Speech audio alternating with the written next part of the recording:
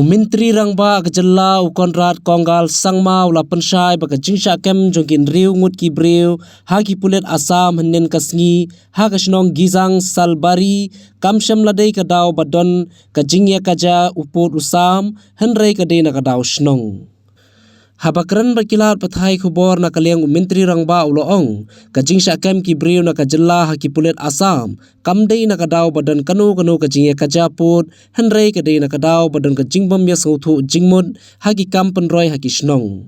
Menteri rangba uloong ru bakat kumba ulayo jingtim kadai na kadau kajingbam sautu jingmut hagabaya dei barka kam penroi hagane kathany bat nakane kadau kasnong kalarai bandain kuna hajar tengka marwei henrei nakaliang kini kibriu kila lej ban ujor sekipulit Asam kadai nakane kadau ban nakaliang kipulit kila kemi kini bat halor kane kaman nakaliang UMDC kane kathany ula shimkhia bat kane menta kadangya syakman loong Menteri rangba.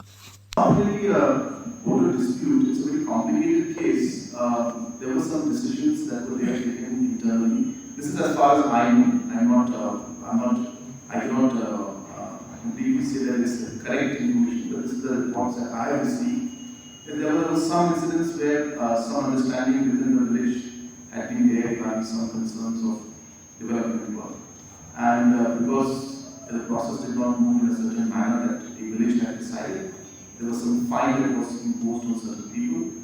Now when those fines were imposed, those people on which the fines were imposed, they went and complained to the Assam police at that point in time.